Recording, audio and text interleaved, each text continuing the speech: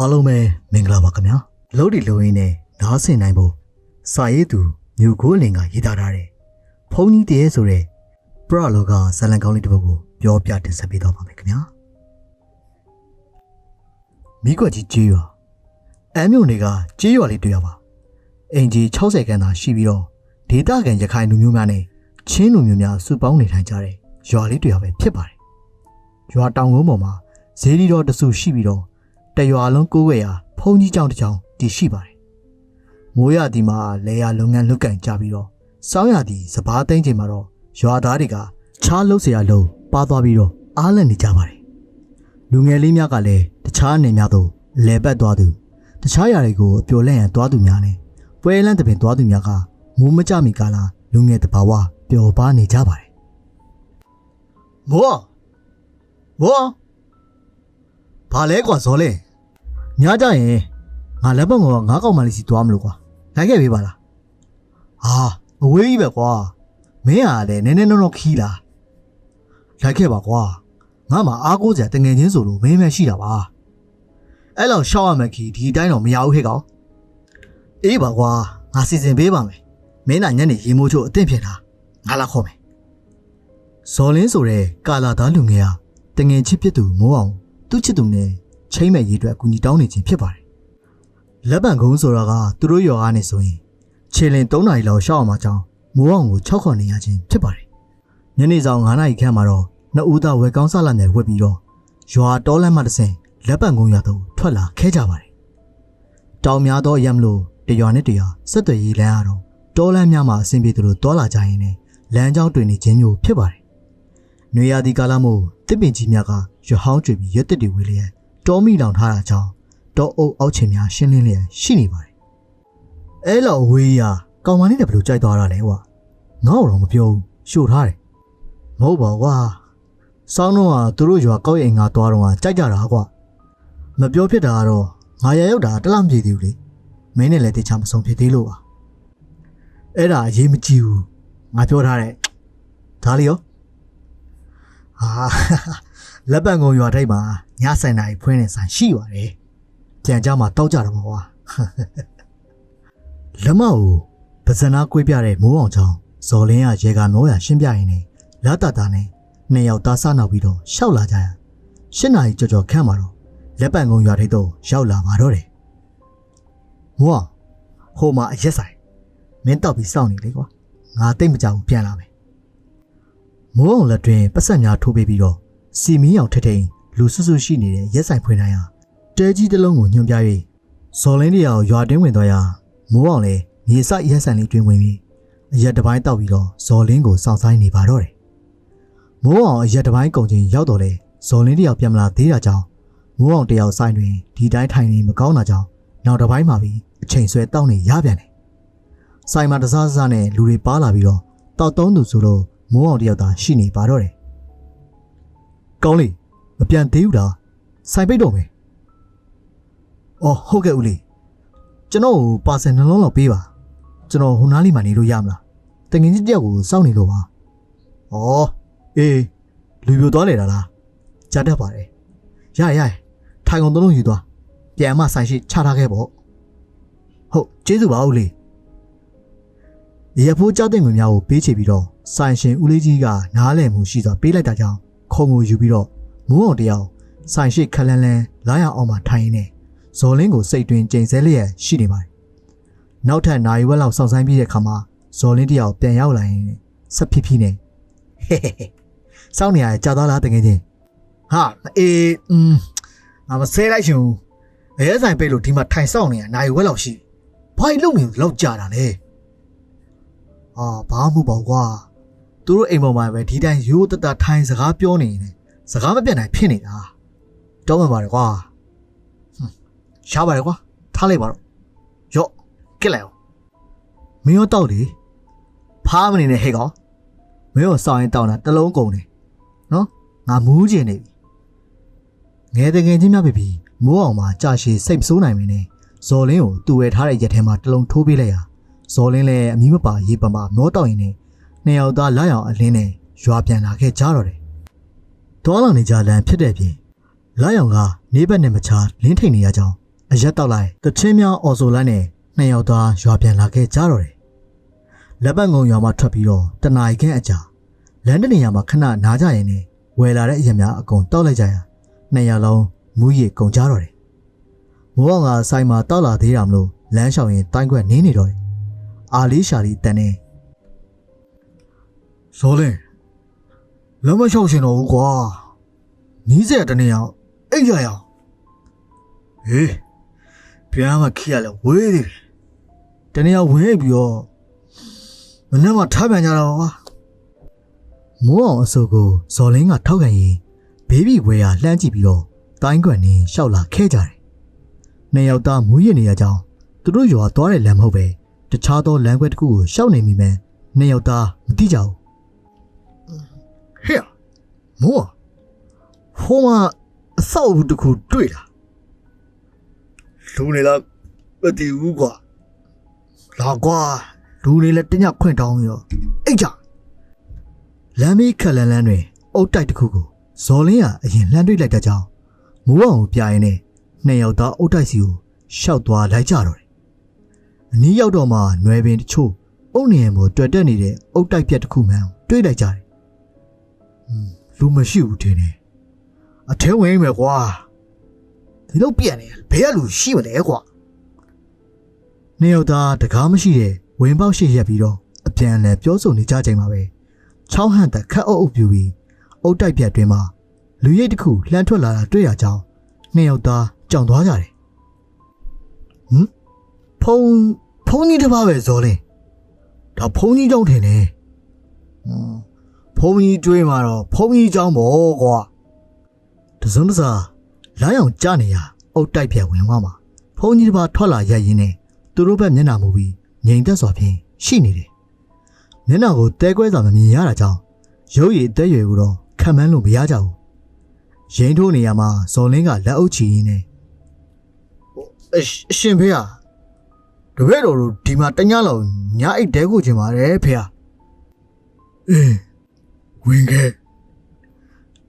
ရက်နေတော့ဖုန်းကြီးမှာလေချောင်းကွဲတန်ကြီးပြင်ဖုန်းကြီးမှာပြန်ပြင်းပြောလာတဲ့တကြောင်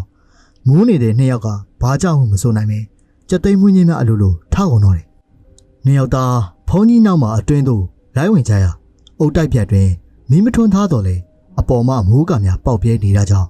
အတွင်းမှာအလင်းရောင်ရိုးရိုးရိပ်ရိပ်ရနေတယ်ဒီတော့ရိုးရွင်းနေတဲ့ကြောက်တိုက်မှာဒီဖုန်းကြီးဘလို့သတင်းတုံးနေထိုင်တာလဲလို့နှစ်ယောက်သားမူးနေတဲ့ကြားကအန်အောစိတ်တွေဝင်နေမိကြတယ်ဖုန်းကြီးကလားရောင်မရောက်တဲ့အခန်းနောက်တနေရာမှာရက်လိုက်ရင်းနဲ့မင်းတို့ဒီမှာပဲဖြစ်တယ်လို့အိတ်ကြတော့ကျောင်းအောင်ဟောင်းနေတော့ဖုန်းကြီးနဲ့ဖြစ်တယ်လို့နေရတာပါပဲတင်မဖေဟာတဲကိုဝင်ရတာပဲဝမ်းသာလှပါပြီဖုန်းကြီးမှာသူတို့နှစ်ယောက်အိတ်ဖို့အတွက်အခန်းတောက်တနေရာမှာကရင်တစ်လုံးကိုညွှန်ပြလို့ဇော်လင်းကလက်အုပ်ချပြီးဝမ်းသာကြောင်းပြောလိုက်ပါတယ်ဖုန်းကြီးကဇော်လင်းနဲ့မိုးအောင်ကိုမျက်လုံးစိမ့်များဖြင့်တခဏမျှစိုက်ကြည့်နေဖို့သတိထားမိတဲ့ဇော်လင်းကအလိုလိုကြောက်စိတ်များဝင်ပြီးအခုနေရာမှာနေလိုစိတ်ပင်မရှိတော့ဖုန်းကြီးမှာခဏကြာမှအတွင်းဘက်သို့ဝင်သွားတော့တယ်မိုးအောင်မရသေးလားဘာဖြစ်လို့လဲကွာအိမ်မယ်လေအေးလာဇော်လင်းတယောက်သူ့စိတ်တွေမတိုးမတန့်ခံစားနေရမှုကိုမိုးအောင်ကိုအဖော်ပြတိုင်ပင်ဖို့ကြိုးစားပြင်မယ်မိုးအောင်မှာအရက်ရှိန်တဖြည်းဖြည်းတက်ပြီးခေါင်းပင်စိုက်လူမတက်ရှိနေတာကြောင့်လက်လျှော့လိုက်တော့တယ်ဟောင်းနဲ့နေတဲ့ဂလင်တစ်လုံးကအခန်းနောက်ထဲမှာရှိနေပြီးတော့တစ်သားပြားများခင်းထားပြီးတော့ဝဘိုးဝါအပိုင်းနှစ်ခုကိုအလဲမှထတ်ချမ်းခွဲပြီးခေါင်းရံပြုတ်လုပ်ထားတယ်ဇော်လင်းမှာမိုးအောင်ကိုဂရင်နေရန်ဘက်အချမ်းသို့တွဲကူပို့လိုက်ရဂရင်ပေါ်ရောက်တင်နေမိုးအောင်တရားခဏအတွင်းတခေါခေါတစ်ခုခုဟောက်ပြီးတော့အမိုးရှိန်နဲ့အိပ်ပျော်သွားတော့တယ်ဇော်လင်းမှာတော့မိုးအောင်ဘေးလဲချရင်နဲ့အိမ်မပျော်နိုင်ပါဘူးဇော်ကျိတ်ပြန်ရင်အမှုပြည့်ချင်တယ်လို့ဖြစ်နေတာကြောင့်ပုံမှန်မဟုတ်တဲ့အခြေအနေတွေကိုတရေပြန်တွေးမိတော့တယ်သူတို့ရွာနဲ့လက်ပံကုန်းရွာတော့တွားတဲ့လမ်းကြောင်းမှာအခုလိုအုတ်တိုက်ပြက်ဖုံကြီးကြောင်းမရှိလို့ဇော်လင်းတွေးနေမိတယ်အခုရောက်နေတဲ့နေရာအုတ်တိုင်မှာတော့ဖုံးတော်ကြီးတစ်ပါးတည်းတာတွေ့ရပြီးတော့တောရစောက်တည်နေတဲ့ဖုံကြီးများလားလို့တွေးမိပေမဲ့စိတ်စနုစနောက်ဖြစ်နေရကြောင်းမေပဲအချိန်ကြီးစောင့်ကြည့်ရင်တွေးနေမိတော့တယ်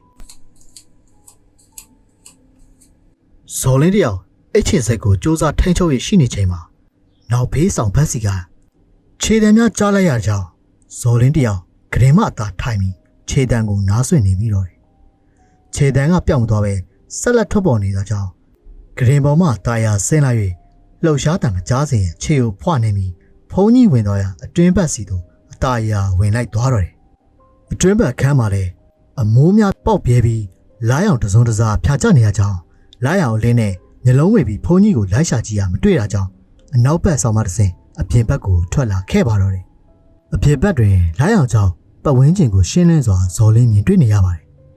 အဲ့ဒီချိန်မှာပဲကျောင်းနောက်ဘက်တောင်ကုန်းအောက်ကိုဆင်းနေတဲ့ဖုံးကြီးနောက်ကျောကိုတွေးလိုက်ရတာကြောင့်ဇော်လင်းလည်းပုံရှုပ်ွယ်ရှုပ်နဲ့လိုက်ပါသွားခဲ့တော့တယ်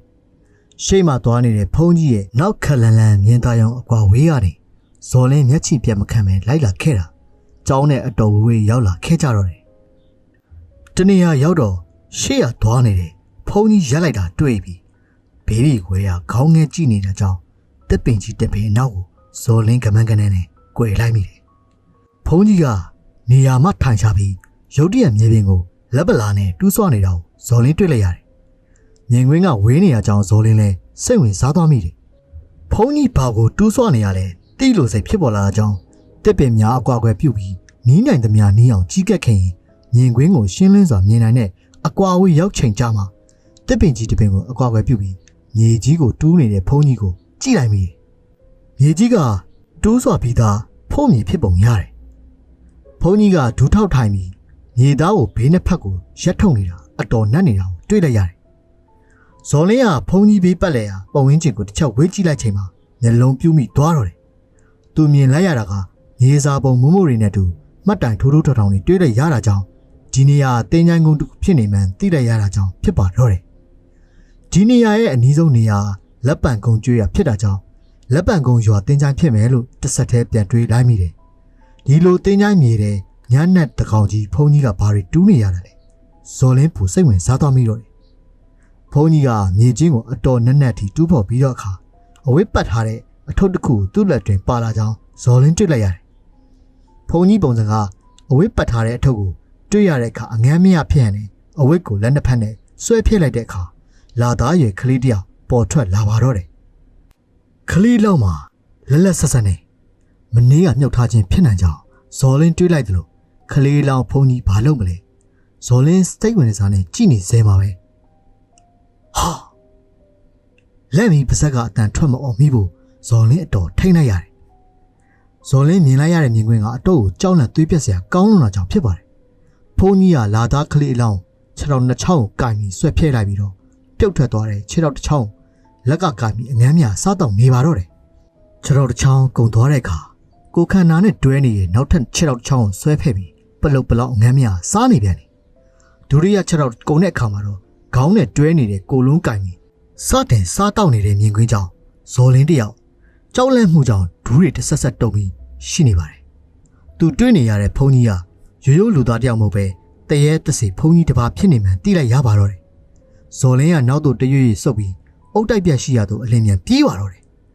သူမြင်တွေ့ခဲ့ရတဲ့ဖုံးကြီးတရေကခလေးအသားစားနေတဲ့မြင်ကွင်းကိုဖျောက်ဖျက်မရစွာကန့်ညီပါလာတာကြောင့်နောက်ကျောမလုံစွာနဲ့နောက်သို့မကြခဏလှည့်ကြည့်ရင်အုတ်တိုက်ပြက်အတွင်းသို့ရောက်လာပါတော့တယ်ဇော်လင်းတယောက်မိုးအောင်အိတ်နေတဲ့ဂရင်နီးရောက်တဲ့အခါမှာမိုးအောင်တယောက်တခေါက်ခေါက်တစ်ခုခုဟောက်ပြီးအိပ်ပျော်နေတော့မှရှိပါသေးတယ်ဇော်လင်းမှာကြောက်ရွံ့စောနဲ့မိုးအောင်ကိုအတင်လှုပ်နိုးပါတော့တယ်မိုးအောင်ထဟဲ့မိုးအောင်တယောက်မနိုးတာကြောင့်ဇော်လင်းအခက်ကြုံနေရတော့တယ်မကြခင်ဖုန်ကြီးတရေရောက်လာပါကသူတို့နှစ်ယောက်အတွက်အန်တရာယ်ရှိနိုင်ကြောင်းတွေးရင်းနဲ့ကြောက်စိတ်ကြောင့်ဇော်ကျွေးများပြန်နေပါတော့တယ်ဒါကြောင့်မိုးအောင်ကိုခက်ကြမ်းကြမ်းနောက်တစ်ခါထပ်ပြီးနှိုးပြန်ပါတယ်မိုးအောင်ဟဲ့အတမတော်တယ်မိုးအောင်ခုငါတို့တွေ့နေရဖုန်ကြီးတရေပဲဖုန်ကြီးတရေအတန်သိမကျင်နဲ့ငါနောက်မှအကြောင်းဆုံးရှင်းပြမယ်အခုငါတို့ဒီကနေအမြန်ပြေးဖို့လုံနေပြီဇော်လင်းဒုတိယကြိမ်ကင်ဆောင်နှိုးချိန်တယ်မိုးအောင်တယောက်နှိုးလာပေမဲ့အမိုးရှိန်မပြေသေးတာမို့အသိစိတ်ဝင်သေးတာကြောင့်ပါးနှစ်ဖက်ကိုခက်ဆက်ဆက်ရိုက်ပြီးပြောနေရမိုးအောင်မှာတရေဆိုတဲ့အတန်ကြောင့်ငုတ်ကနေထထိုင်လိုက်တယ်ဒ တကားလေးတွေမအိပ်ကြသေးဘူးလားအဲ့ဒီချိန်မှာပဲနောက်ဖေးဆောင်ကထွက်လာတဲ့ဖုန်းကြီးအတန်အကွက်ကွက်ကြီးကိုကြားလိုက်ရတာကြောင့်ကလေးတောက်ကိုစားနေတာကိုယ်တိုင်မြင်တွေ့ခဲ့ရတဲ့ဇော်လင်းကိုစက်ကနေတုန်တက်သွားတယ်တကားလေးတွေမအိပ်ကြသေးဘူးလားဖုန်းကြီးတဲ့ကနောက်တစ်ချိန်မီးလာပြန်ပါတယ်ဇော်လင်းကမိုးအောင်ကလက်ကုပ်ပြီးဝင်ပေါက်စီတို့ခြေဖော်နေပြီးရှောက်လာခဲ့ရမိုးအောင်လည်းဘူးမသိဘာမသိဇော်လင်းနောက်မှာကတ်လိုက်ပါလာပါတယ်မိုးအောင်ကပြိုကျနေတဲ့အုတ်ကျိုးတစ်ခုကိုနင်းမိရမှာအတန်ထွက်သွားပါတော့တယ်တကားလေးဘာတန်တွေလဲဝေါပြေးတော့ပြေးအတွင်းဘက်မှာဖုန်းကြီးတည်းလှမ်းပြီးလိုက်တဲ့အတန်ကြောင့်ဇော်လင်းကမိုးအောင်ကိုလေးတန်တိုးတိုးလေးနဲ့ပြင်းရန်တတိပေးပြီးသူကိုယ်တိုင်နဲ့တကားဝါမှတဆင်အပြင်သို့ပြေးထွက်ခဲ့ပါတော့တယ်မင်းတို့ကိုယ်တိုင်ငါနေရလာတဲပြီးငါခွင့်ပြုချက်မရပဲထွက်သွားဖို့လုံးနေကြလာလားငါအကြောင်းတည်မယ်နှစ်ယောက်သားပြေးထွက်လာကြချိန်မှာသူတို့နောက်ပံအုတ်တိုက်ပြအတွင်းမှာဖုန်းကြီးတဲ့အန်ကျိတ်ကျိန်ဝါတန်ကိုကြားလိုက်ရပါတော့တယ်လက်ပံကိုရွာဘက်ကိုပြေးမယ်မိုးအောင်ဇော်လင်းနဲ့မိုးအောင်နှစ်ယောက်လက်ပံကုန်းရွာဘက်သို့ဦးတီပြေးသွားရင်နောက်တော့တစ်ချက်ပြန်လှည့်ကြည့်မိရဟာဘာကောင်းကြီးလဲဇော်လင်းပြေးမိုးအောင်အဲ့ဒါဖုန်းကြီးတဲ့ဟာဖုန်းကြီးတဲ့ကလေပေါ်မှာဝင်သူတို့နောက်လိုက်ပါလာရနှစ်ယောက်သားဦးရဖားရဖြင့်ပြေးနေကြပါတော့တယ်မင်းတို့အတောင်စားမယ်သူတို့တောက်မယ်ဒေတာတွေစားနေရကြားနေပြီဒီနေ့တော့အရှင်သားကြီးစားရပြီဗောနှစ်ယောက်သားနောက်စီမှာကျိန်းဝါတန်ကသွေးပြက်ဖွယ်ရာဒီမို့ပစိုးမနိုင်ပေါ်ဝမနိုင်နဲ့ပြေးနေကြပြီနောက်ကိုတစ်ချက်ပြန်လဲအကြည့်မှာဖုန်းကြီးတဲ့ကလေပေါ်ဝင်သူတို့နောက်ကိုလိုက်လာတာမကြခဲ့မှီတော့မှမလို့နှစ်ယောက်သားထိတ်လက်တကြားဖြစ်ကုန်ကြတယ်ထိုးချိန်မှာပဲသူတို့ရှိခလန်လက်မစီမှာစကားပြောတံမဲ့ကြားလိုက်ရတဲ့ကြောင့်နှစ်ယောက်သားအတက်သွားပြီးတိုင်ပင်စရာမလိုပဲခြေလမ်းမြတ်ကထိုးနေရစီပြေးလွှာသွားကြပါတော့တယ်ဟေးဘသူတွေလဲကွာတရလိုက်ကဲကြပါတော်မောင်မသစ်လုံးမြောက်ကိုကျွဲပြင်ဆွဲရည်သွားနေကြတဲ့လူနှစ်ယောက်ကခြေတံတဖုတ်ဖုတ်နဲ့ပြေးလာတဲ့ခြေတံတွေကြောင့်ကျွဲများလန့်ကုန်လို့ထိန်းနေကြရင်တယောက်မှလှမ်းမေးလိုက်ပါတယ်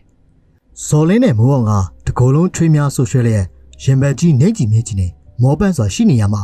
လူတွေ့ရခြင်းကြောင့်အပြစ်ရဲလိုက်ပြီးနောက်တော့ပြန်လဲကြည့်တော့ဖုန်ကြီးတည်းကိုမတွေ့ရတော့ပါဘူးတရေ6ခံလာရတဲ့ထင်တယ်လာကျုပ်တို့နဲ့ရော်လိုက်ခဲ့ကျွဲသမားကတစုံတရာကိုသိနေဟန်နဲ့မိုးအောင်နဲ့ဇော်လင်းကိုလက်ပံကုန်းကိုခေါ်သွားပါတယ်တဆွဲသမားများပြောပြချက်အရ